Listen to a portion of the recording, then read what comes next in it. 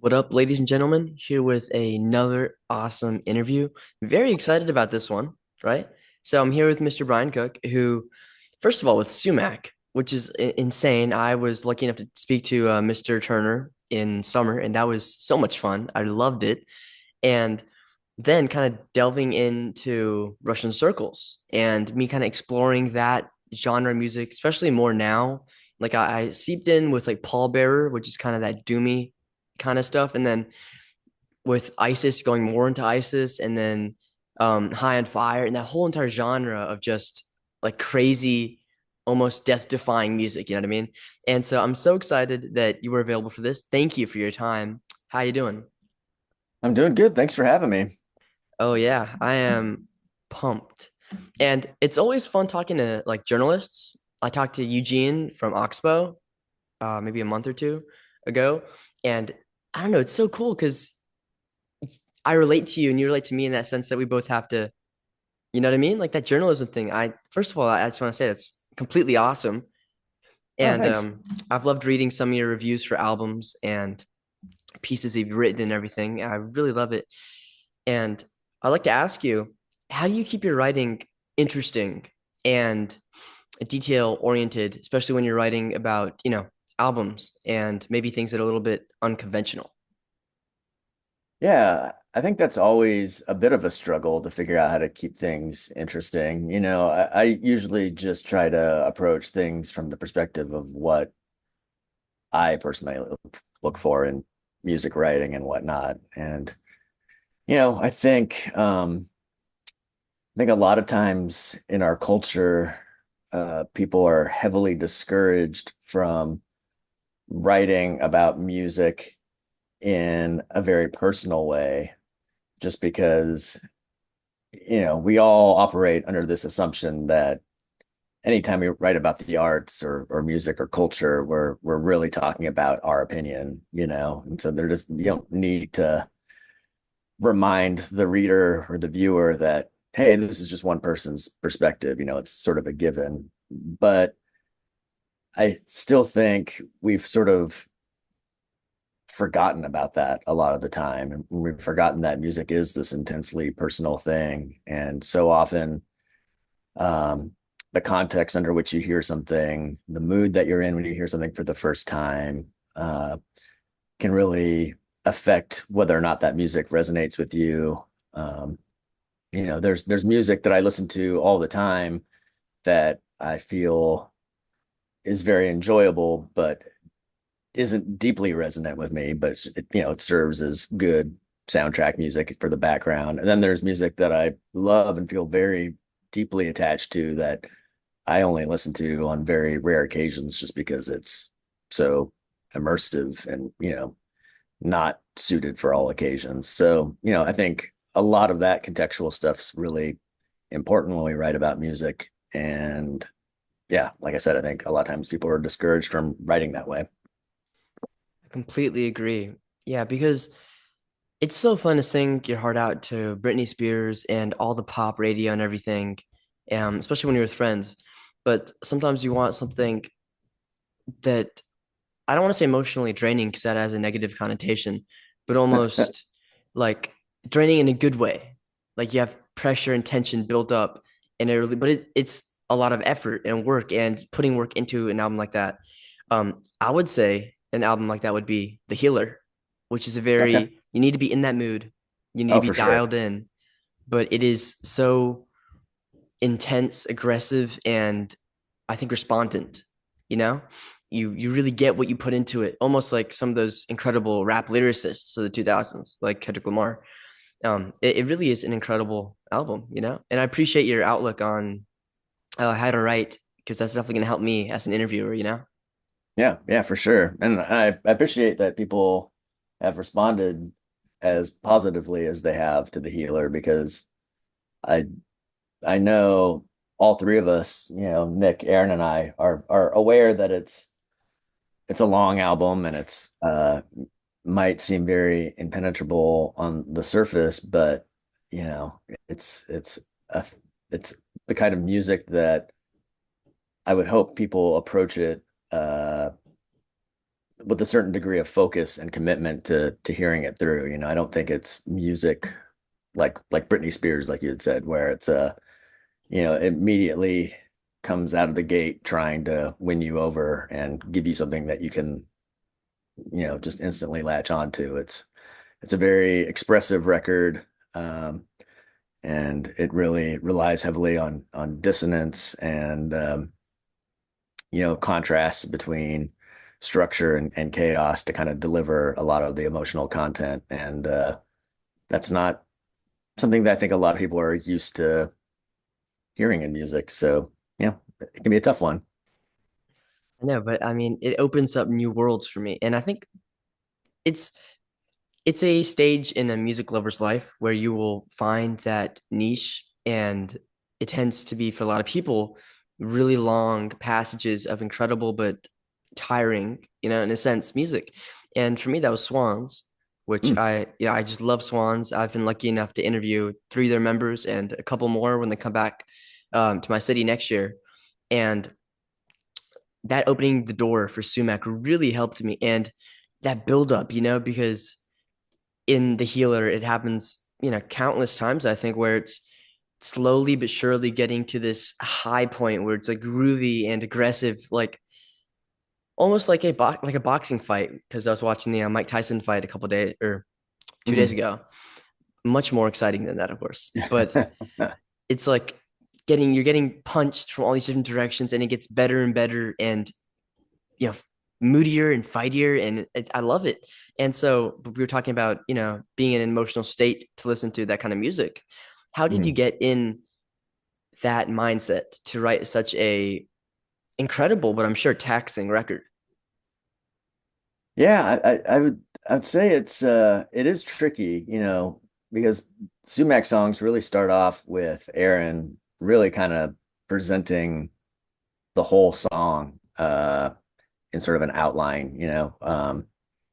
He'll send these 20-minute long demos where it's just like guitar and that's it. And the fact that a lot of it's improvised and a lot of it is structured and a lot of it's very the timing's very loose or the tempos are very malleable and flexible. It's tricky because you listen to these demos and you really kind of have to figure out what's intentional, what's a happy accident. And fortunately for me, Nick tends to be the first person that kind of sits with it and maps it out and kind of translates it into something that rhythmically makes a bit more sense. And then I kind of come in and try to figure out how to glue the drums and the guitar together and maybe provide a little bit more punctuation to things. Um, but yeah, it's to me it's really kind of like being given a big lump of marble and chipping away at it until you sort of see the thing in it that works. And fortunately, I think both Aaron and Nick are really good at making those initial steps. Aaron goes in with a vision of the song, so obviously he kind of has an end game in mind, but he really leaves a lot of it open to whatever Nick and I want to do. So it's there is some searching and probing through it, and you know that I think the fact that it's a gradual process sort of allows the emotional content of it to reveal itself over time. I think on the front end of things, as we're working on things, it is a bit more, um, maybe a bit more analytical and more about the mechanics of things. And then Mhm. as as you begin to see the logic and the patterns and the structure and the overall scope of the song, I think that's when your musical choices start to have a lot more emotional resonance within it. But it is a struggle and it is a process. That's, first of all, I really appreciate that you went into so much detail, but also very reassuring to musicians, especially young musicians like myself, who, when you're trying to sit down and do something, uh, especially in music, it can be very taxing. And seeing giants like yourself and Sumac also struggle with that is, very, very realistic, very, gets your brain to that point where it's, there's no superheroes here, which Oh is yeah. very appreciative. I really appreciate that. And, I love that metaphor, or simile, I guess. It's like Marvel. I was thinking it's like a jigsaw puzzle almost, And I Hmm. think those kind of work together in that same sense. Speaking about Sumac, right? You guys are about to go on tour in December, I believe, right? Yeah, hopefully. Yeah. Yeah, it's a little tricky because Nick is Canadian, so coming down to the States, he has to have a work visa, and the visa process is always really, Mhm. um, you know, however long they say the wait time is going to be, you need to plan on doubling it. So, Yeah, my and you dad has the can't. same problem. Oh yeah, yeah, and it's tricky with musicians because it's like they don't even really want to accept the application unless you have tour dates lined up, but then you don't want to line up tour dates without the work visa, so it's a little tricky. But Yeah, yeah.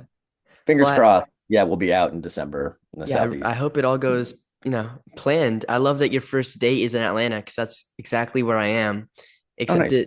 it's a 21 plus venue, so I'm gonna watch the videos online. Oh, I'll I'm be sorry there about someday. No, no, of course. that. And you just came off of Russian Circles, and now Russian Circles is announced like a whole nother 25 tour. You're constantly touring, dude. Or when you're Yeah. not touring, you're like writing. How do you stay full of ideas and how do you not tire yourself out? Because every single second I look and there's new tour dates, there's a new album announced, there's new Mhm. this, there's new that. I mean, it must be tiring. It's tiring, I wouldn't mind doing less touring, but touring is still fun and yeah, I enjoy performing and I don't think I would nearly get as much joy out of being a musician if it was strictly a creative endeavor and there's no performance aspect of things. I think Yeah. the performance and having music happen in real time is really one of the joys, the biggest joys of being a musician. So, but yeah, it's a lot of work. And like I think going back to kind of what you were saying earlier, on the heels of the last question, just about the process and some of the struggles of being a creative individual. I think one of the most important things you sort of learn over time is that while it's important to capture ideas in their genesis and sort of capture the passion and initial energy of something, a lot of creative work is really just it's a process and it's a long haul and you sort of have to go into it knowing that you're going to hit a lot of dead ends and you know that even if you're coming up with ideas that ultimately aren't good and that you throw out, you're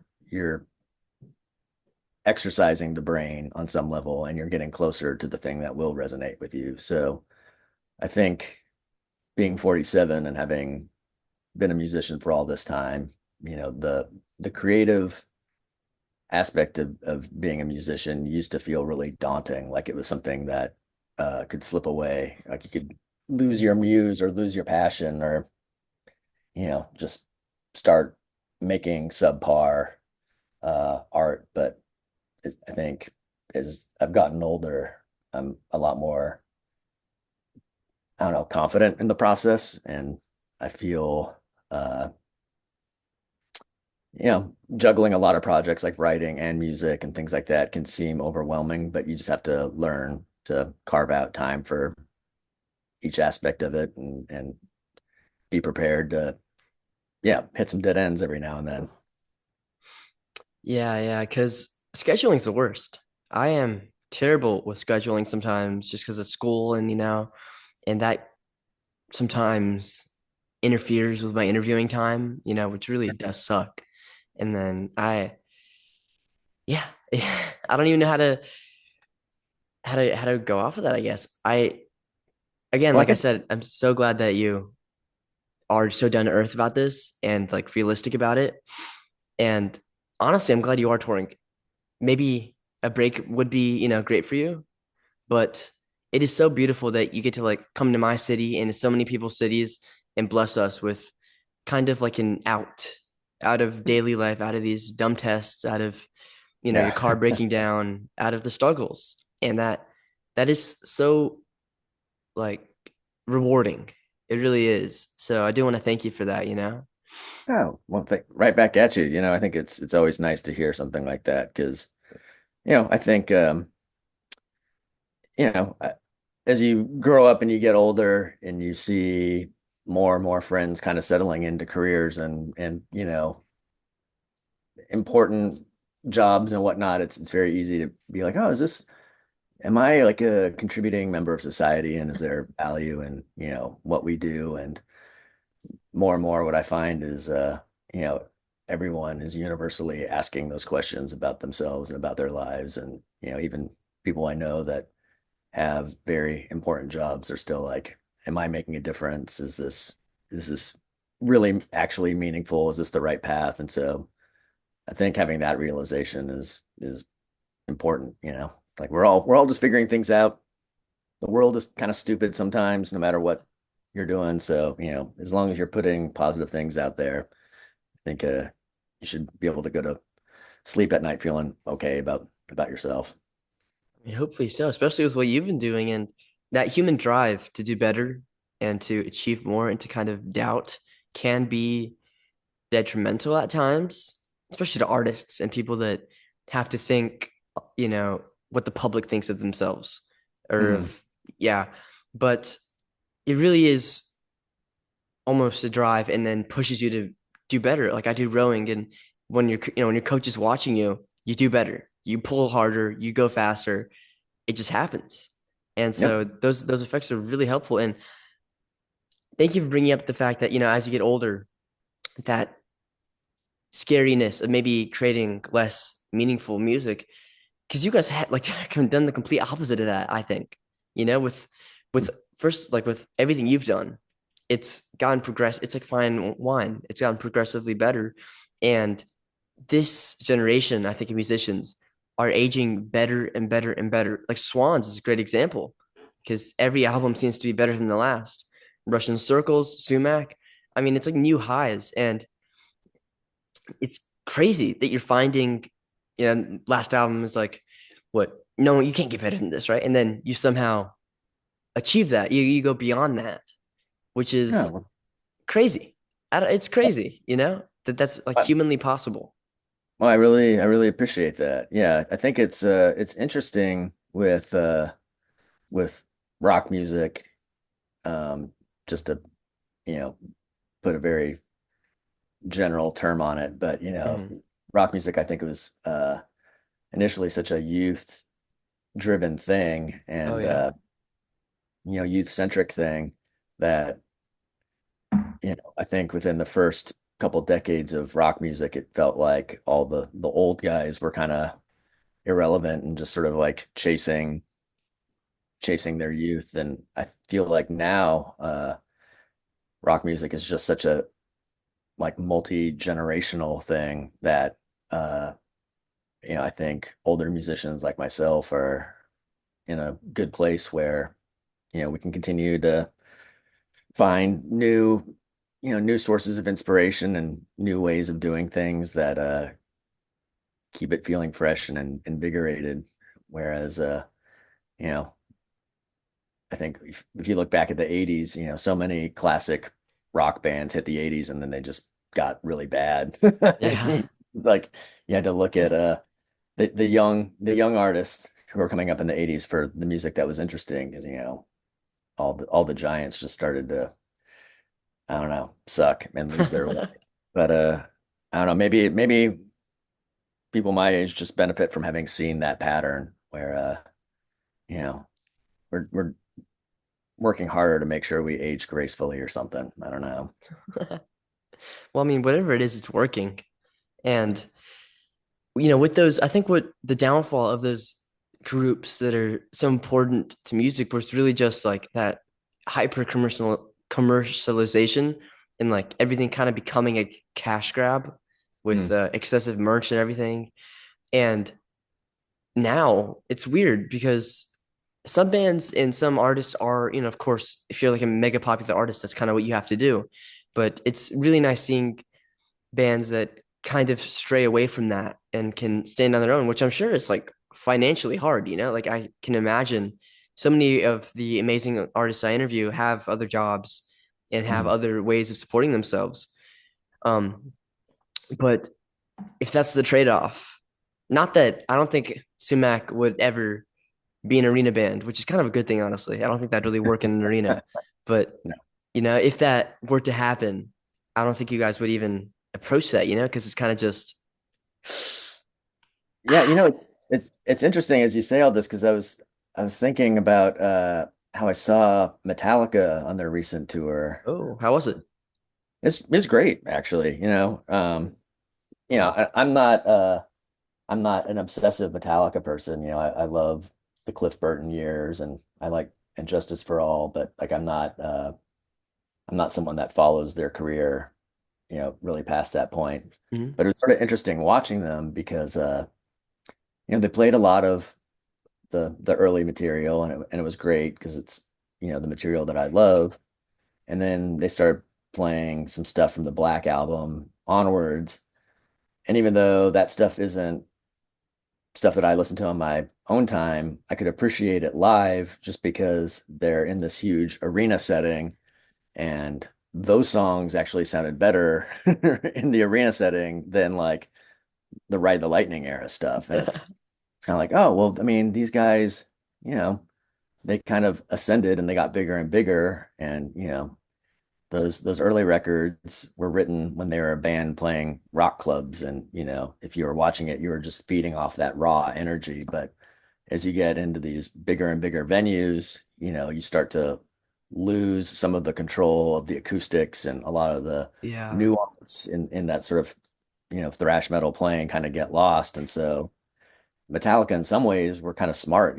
They sort of tailored their sound to sound good in those big arena spaces. So even though I know a lot of people kind of, um, a lot of metal snobs like myself might kind of look on the newer Metallica with some criticism. I think they were smart in that they were just playing to like literally playing to the room, like Yeah. literally what sounds good in these spaces. It's not, fight fire with fire because all the nuance in that kind of gets lost when it's reverberating off these arena walls. So it's interesting, I think one of the benefits of bands like Sumac or Russian Circles is that any growth we've experienced is very, very gradual. And so we kind of continue to play to the spaces that we started out in, the Mhm. material that sounded good 10 years ago when Sumac first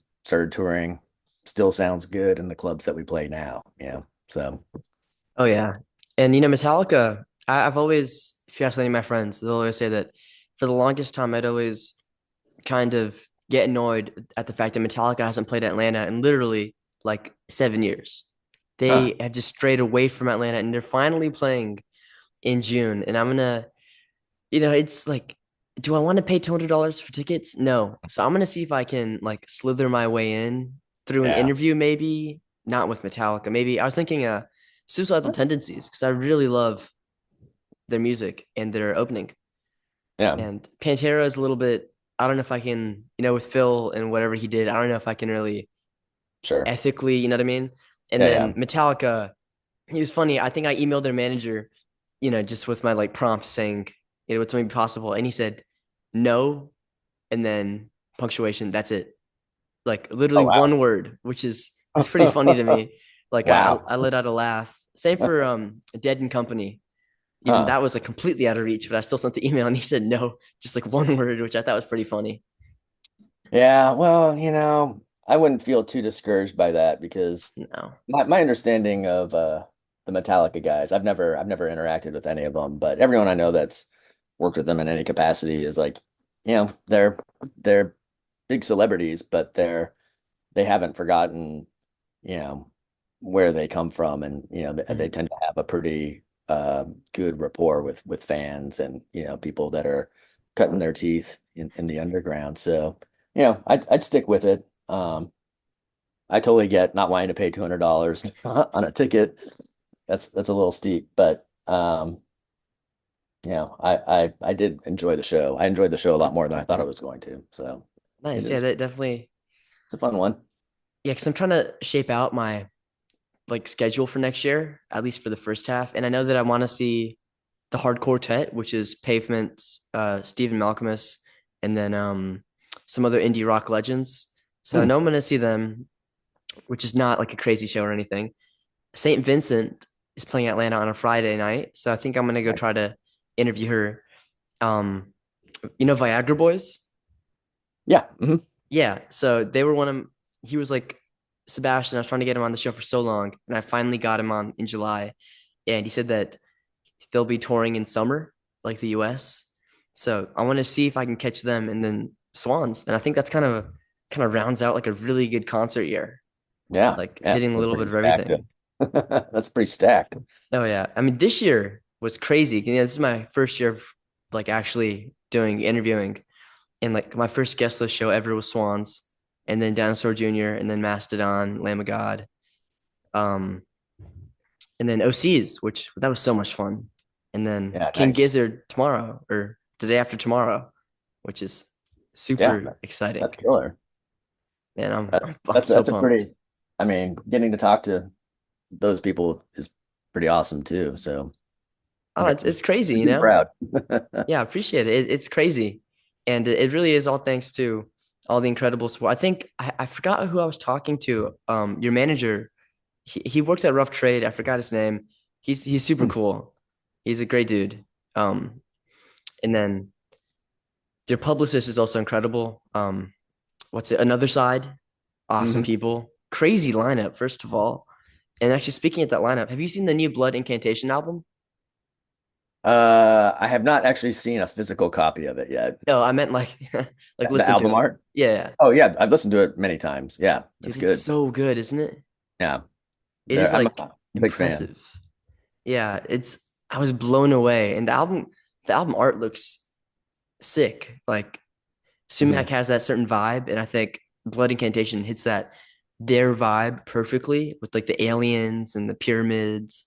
And Hmm. the album is so good. Like for the first half of a song, I'm getting like blast beats and like guttural yelling, and the other half is like Pink Floyd. Yeah, Like that is completely genius. And I love that so much. That duality, you know? yeah. I think they've been on an interesting trajectory because it always seems like they've had that cosmic music gene in their DNA, but like listening to Star Spawn and things like that, it felt like they were still much more just kind of a proggy death metal band. And since doing Time Wave Zero and whatnot, it's been interesting seeing them really push the synth, you know, uh cosmiche music angle. So I'm into I've it really more and enjoyed more. it. And like the ambient, because the last album was like I think entirely ambient, which I didn't mind, but I know a lot of people were like thrown off by that. And so hearing like specks of I think increased atmosphere Hmm. was really helpful. Like I really love that. It kind of connected the segments of the songs together. Even though there's only two songs, they're just like Hmm. really long songs. And I think it really helped. What if what other metal? Because you said you called yourself a metal snob. I'm not calling you metal snob, but you're self-proclaimed metal snob. What were your favorite metal albums of the year? Oh, this year? Yeah. Hmm. That's tricky. I mean, I like the new Spectral Wound a lot. Um, Spectral Wound and the Spectral Voice record's good. That one took me a bit more time to really sink my teeth into it. I'm trying to think of what else. It's been tricky just because I've been on tour so much that like when I'm on tour, I have a much more difficult time Uh, really like digesting a lot of new music. I went and saw Ceremonial Bloodbath the night before last, and their new record's good. right Um, off tour, straight to a show. yeah, well, you know, it was at a really small club, and I kind of knew it was going to be a pretty small crowd, so it feels a little less overwhelming to go to a show in my neighborhood where I know it's not going to be super hectic, then Uh, you know, I'm trying to think of what else came out this year. I like the new Dark Throne that came out. That oh, that record's was good. great.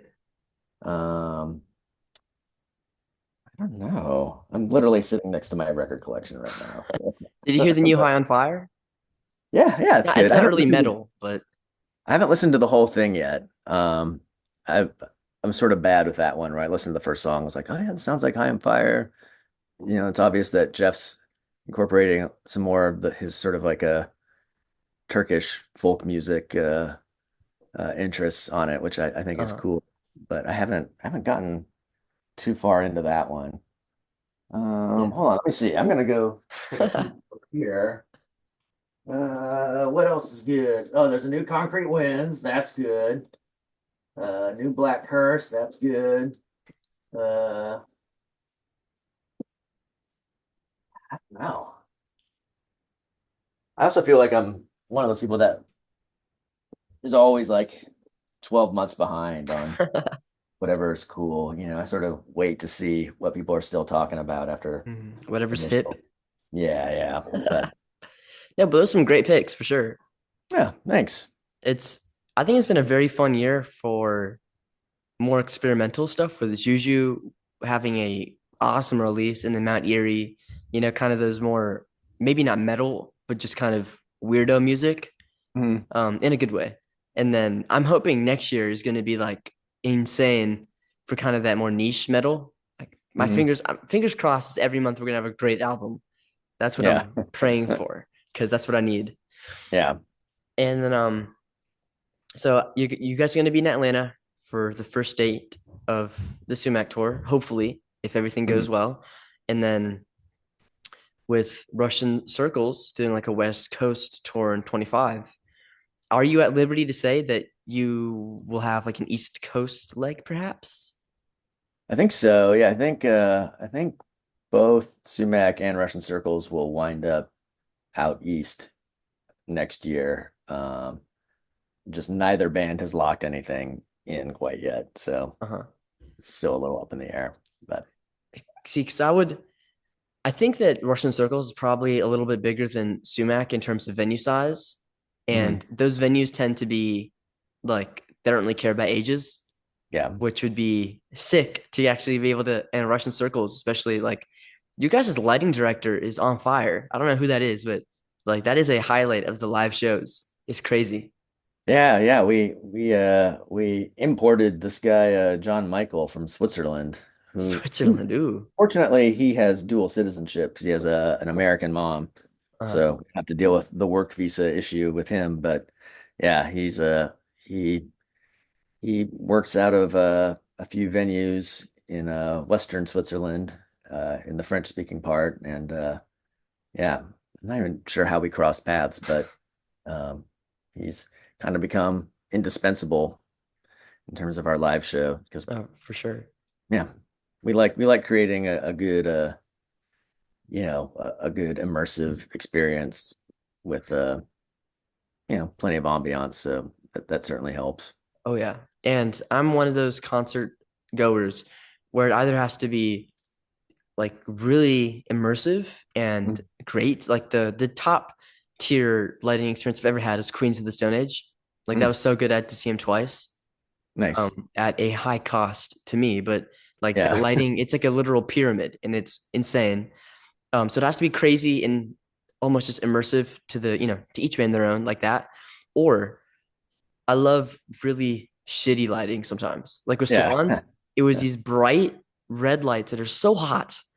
And it's just like, I think they turned up the brightness to like 110%. It's so bad. And then when we saw Dinosaur Jr., it was like a very small club at 2 a.m. and the lights were just randomly flickering with random colors whenever. Like, I love that so much, it really Yeah. adds to it. So, Well, I think sometimes it's like I think sometimes with lights it's cool to do it to, create this atmosphere and to create a visual component to things. Um, but then there's, other artists like Shellac immediately comes to mind, where Shellac was like famous for, just wanting regular house lights on. Like they're not trying to hide behind anything. They're not trying to, create an atmosphere around them. They're just a good band with very simple ingredients, and they didn't need to disguise it in any way. And I think that approach is also very cool. It's almost like you just have to sort of decide what your approach is going to be and just lean into it and commit. For So sure. And when you're 100% committed, that's like the best. I don't yeah. think it can get much better than that. For OCs, which fun fact, he was actually John Dwyer, who I got to interview. I interviewed him before I had any videos out. It's literally like I emailed his publicist. It was one of the first emails I ever sent out, and he somehow trusted me and said yes. And it's been Nice. my biggest interview. And so I finally got to see him with some friends. And I always remember, right? Like we had a local hardcore opener come, and that was so much fun. And the house lights turn on, and then all these guys come out and put all their shit on stage like by themselves. And they're Mhm. the ones pushing the drums up, and then John's just like doing his stuff, and then they start the set while the house lights are on, and while like people are going to the restroom, and while everyone's like away. Like Mhm. it was the most punk thing I think I've ever seen. And then of Yeah. course it all goes, then the lights turn off like throughout, like midway through their second song, and everyone's like, moshing, and you can't see anything, and there's like beer getting thrown around, like core memories. Yeah, yeah. Something about a punk band like that just really stripping away the ceremony out of things. And it's like, no, no, no. We're here. We're working. Our music stands on its own without, all the bells and whistles. And, you're gonna see how the sausage is made, and the sausage is still gonna be delicious. So, I love I that. Yeah. love that. Now you got me hungry for sausage, dude. Yeah. That would go crazy right now. But we're nearing the end of our interview. Nearing the end of our interview because Zoom is pissy with their like time constraints, but it's the easiest application to use, and I will never pay for it until I start getting paid. Yeah. So it has been awesome to speak to you. I loved this chat. I hope you did too. Yeah. Thanks, Um, Jay. Thanks for having me on. I'm looking forward to hopefully getting to meet you when you hopefully come to Atlanta. Yeah. Hopefully next year. That would be very nice. Um, and I hope everything goes well with the SUMAC tour. Keep on writing and doing everything. It was an absolute pleasure, man. Yeah. Thanks so much, Jay. Awesome. You All have a right. good day. Yeah. Have a good one.